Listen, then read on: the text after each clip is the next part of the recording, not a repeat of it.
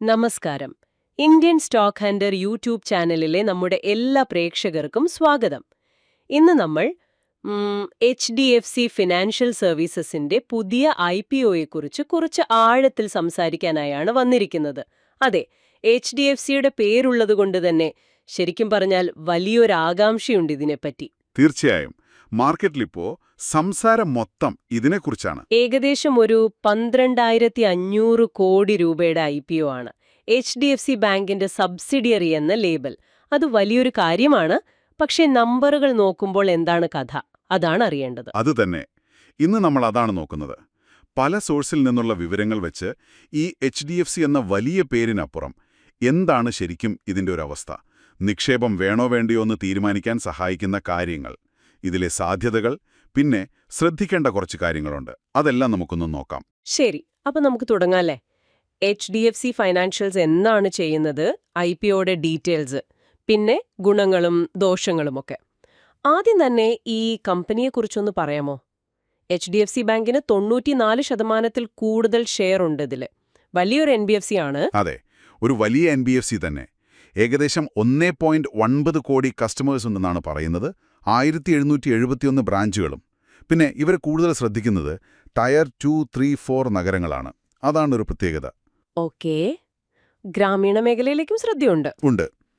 ഇവരുടെ loan book നോക്കിയാൽ തന്നെ അത്യാവശ്യം വൈവിധ്യമുണ്ട്. എന്റർപ്രൈസ് ലോൺസ് കൊടുക്കുന്നുണ്ട്, അസറ്റ് ഫിനാൻസ്, പിന്നെ കൺസ്യൂമർ ലോണുകൾ, അങ്ങനെ പലതും. ഇവരുടെ AUM, അതായത് അസറ്റ്സ് അണ്ടർ മാനേജ്മെന്റ്, ഏകദേശം 1,07,00,000 കോടിയാണ്. ഒരു 18% വളർച്ചയൊക്കെ കാണിച്ചിട്ടുണ്ട് കഴിഞ്ഞ വർഷം. കൊള്ളാം. ഇനി ഈ IPOയുടെ സ്ട്രക്ചറിലേക്ക് വരാം. 12,500 കോടിയാണ് ടോട്ടൽ സൈസ്. പക്ഷെ ഇതിൽ മുഴുവനും കമ്പനിക്ക് കിട്ടുന്നില്ല അല്ലേ? ഇല്ല. അതാണ് ശ്രദ്ധിക്കേണ്ട ഒരു പ്രധാന പോയിന്റ്. ഇതില് ഫ്രഷ് ഇഷ്യൂ, അതായത് പുതിയ ഷെയറുകൾ ഇഷ്യൂ ചെയ്ത് കമ്പനിയിലേക്ക് പണം വരുന്നത് വെറും 2,500 കോടിയാണ്. ഓ, അപ്പൊ കുറവാണല്ലോ. അതെ, ബാക്കി 10,000 കോടിയും ഓഫർ ഫോർ സെയിലാണ്. അതായത് നിലവിലുള്ള ഷെയർ ഹോൾഡറായ HDFC ബാങ്ക് അവരുടെ കയ്യിലുള്ള ഷെയറുകൾ വിറ്റ് പണമെടുക്കുന്നു. ഓക്കെ. അപ്പോ ഭൂരിഭാഗം പണവും HDFC ബാങ്കിന്റെ കയ്യിലേക്കാണ് പോകുന്നത്. കമ്പനിയുടെ വളർച്ചയ്ക്ക് നേരിട്ട് ഉപയോഗിക്കാൻ വരുന്നത് ആ 2,500 കോടിയാണ്. അതെ, പ്രൈസ് ബാൻഡ് വെച്ചിരിക്കുന്നത് 700 രൂപ മുതൽ 740 രൂപ വരെയാണ്. പിന്നെ ഒരു ഇൻട്രസ്റ്റിംഗ് കാര്യം, അൺലിസ്റ്റഡ് മാർക്കറ്റിൽ ഇത് ട്രേഡ് ചെയ്തിരുന്ന വിലയേക്കാൾ ഒരു 40-45% ഡിസ്കൗണ്ടിലാണിപ്പോൾ വരുന്നത്. അത് ശ്രദ്ധേയമാണ്. HDFC ബാങ്ക് ഷെയർ ഹോൾഡേഴ്സിന് 10% കോട്ടയമുണ്ടല്ലേ? ഉണ്ട്, അവർക്കൊരു പരിഗണനയുണ്ട്. ശരി, അപ്പൊ സ്ട്രക്ചർ ഏകദേശം വ്യക്തമായി. ഇനി ഇതിന്റെ പ്രകടനത്തിലേക്ക് വന്നാൽ അവിടെ ചില ആശങ്കകളുണ്ടെന്ന് കേട്ടല്ലോ. ഈ അസറ്റ് ക്വാളിറ്റിയുടെ കാര്യം.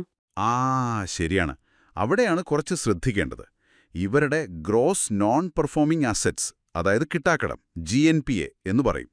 അത് കഴിഞ്ഞ വർഷം 0.63% ആയിരുന്നു. ഇപ്പോൾ അത് 0.99% ആയിട്ടുണ്ട്. ഓ, കൂടിയിട്ടുണ്ട്. നമ്മൾ പ്രധാന എതിരാളിയായ ബജാജ് ഫിനാൻസുമായിട്ടൊക്കെ താരതമ്യം ചെയ്താൽ അവരുടെ 0.44% ഒക്കെയാണ്. അപ്പോൾ ഇത് കൂടുതലാണ്. അതുപോലെ സ്റ്റേജ് 3 ലോണുകൾ, അതായത് കുറച്ചുകൂടി റിസ്ക്കുള്ള ലോണുകൾ, അതും 1.9%-ൽ നിന്ന് 2.26% ആയി വർദ്ധിച്ചിട്ടുണ്ട്. അപ്പൊ ഇതിനായിട്ട് നീക്കിവെക്കുന്ന പൈസ, പ്രൊവിഷൻസ്, അതും കൂട്ടിയിട്ടുണ്ടാവുമല്ലോ? തീർച്ചയായും. പ്രൊവിഷൻസ് ഏകദേശം ഇരട്ടിയാക്കേണ്ടി വന്നിട്ടുണ്ട് കമ്പനിക്ക്. ഇതൊരു ആശങ്കയാണ്. ഈ കിട്ടാക്കടം കൂടുന്നത് ലാഭത്തെ എങ്ങനെ ബാധിച്ചു? പ്രോഫിറ്റ് കുറഞ്ഞോ? ബാധിച്ചിട്ടുണ്ട്. കഴിഞ്ഞ സാമ്പത്തിക വർഷം ഇവരുടെ നെറ്റ് പ്രോഫിറ്റ്, PAT, ഒരു 12% കുറഞ്ഞു. 2,176 കോടിയായി. 12% കുറവോ? അതും ശ്രദ്ധിക്കേണ്ടതാണ്. അതെ. അതുപോലെ റിട്ടേൺ ഓൺ ഇക്വിറ്റി, ROE, നമ്മൾ മുടക്കുന്ന പൈസയ്ക്ക് കിട്ടുന്ന ഒരു വരുമാനം, അത് 14.7%. ഇത് ഇൻഡസ്ട്രിയിലെ മറ്റു ലീഡേഴ്സ്, ഇപ്പോൾ ബജാജ് ഫിനാൻസ് 19.2%, ചോളമണ്ഡലം 19.8% ഒക്കെ വെച്ചു നോക്കുമ്പോൾ കുറവാണോ? ഓക്കെ, അപ്പൊ ലാഭക്ഷമതയിലും റിട്ടേൺ റേഷ്യോസിലും കുറച്ച് പിന്നിലാണ്. ഇവരുടെ കോസ്റ്റ് ഓഫ് ബോറോയിങ്, അതായത് കടം വാങ്ങുന്നതിനുള്ള ചെലവ്, അതെങ്ങനെയാണ്? അതും താരതമ്യേന കുറച്ച് കൂടുതലാണ്. ഏകദേശം 7.9% ഇവരുടെ average cost of borrowing. Bajaj ഫിനാൻസിനൊക്കെ ഇത് 7.4% ഒക്കെയാണ്. അപ്പൊ അത് മാർജിന് ബാധിക്കുമല്ലോ? ബാധിക്കും. നെറ്റ് ഇൻട്രസ്റ്റ് മാർജിൻ, NIM, കുറഞ്ഞു വരുന്ന ഒരു ട്രെൻഡ് കാണുന്നുണ്ട്. 2022-ൽ 8.2% ഉണ്ടായിരുന്നത് ഇപ്പോൾ 7.6% ഒക്കെയാണ്. പിന്നെ ഒരു കാര്യം, ഇവരുടെ ലോൺ ബുക്കിന്റെ ഏകദേശം 27% അൺസെക്യൂർഡ് ലോൺസ് ആണ്. അതായത് ഈടില്ലാത്ത വായ്പകൾ. അതുമൊരു റിസ്ക് ഫാക്ടറാണ്. ശരി ശരി. അപ്പോൾ ഈ ഫൈനാൻഷ്യൽ മെട്രിക്സ് കൂടാതെ വേറെന്തെങ്കിലും റിസ്ക് ഉണ്ടോ? ഈ റെഗുലേറ്ററി കാര്യം എന്താണ്? ഉണ്ട്. അതൊരു പ്രധാനപ്പെട്ട കാര്യമാണ്. RBIയുടെ ഒരു ഡ്രാഫ്റ്റ് സർക്കുലർ വന്നിരുന്നു 2024 ഒക്ടോബറിൽ. ഒരേ ഗ്രൂപ്പിലുള്ള സ്ഥാപനങ്ങൾ ഒരേപോലത്തെ ബിസിനസ് ചെയ്യുന്നതിനെക്കുറിച്ചുള്ള ചില നിർദ്ദേശങ്ങളാണതിൽ. ഇപ്പോൾ HDFC ബാങ്കും HDB ഫൈനാൻഷ്യൽസും രണ്ടും ലോൺ കൊടുക്കുന്നുണ്ടല്ലോ. ഉണ്ട്. അപ്പോൾ ആ ഡ്രാഫ്റ്റ് പ്രകാരം ഭാവിയിൽ ഒരുപക്ഷെ HDFC ബാങ്കിന് HDBയിലുള്ള അവരുടെ ഷെയർ ഹോൾഡിംഗ് 20% താഴെയായി കുറയ്ക്കേണ്ടി വരും എന്നൊരു സാധ്യതയുണ്ട്. ആ നിയമം അതേപടി വന്നാൽ അത് ഷെയർ പ്രൈസിനെ കാര്യമായിട്ട് ബാധിച്ചേക്കാം. അതൊരു അനിശ്ചിതത്വമാണ്. ഓക്കെ, അത് വലിയൊരു റിസ്ക് ഫാക്ടർ തന്നെയാണ്. അപ്പോൾ ഇത്രയും കാര്യങ്ങൾ നോക്കുമ്പോൾ ഈ വില 700-740 വാല്യുവേഷൻ എങ്ങനെയാണ്? അനലിസ്റ്റുകൾ എന്തു പറയുന്നു? അവിടെയാണ് ശരിക്കും രണ്ടഭിപ്രായം വരുന്നത്. ചിലർ പറയുന്നത് ഇത് ഫുള്ളി പ്രൈസ്ഡ് ആണ് എന്നാണ്. അതായത് പെർ ബാൻഡിൽ ഏകദേശം 3.7 മടങ്ങാണ് വരുന്നത്. അത് കൂടുതലാണോ?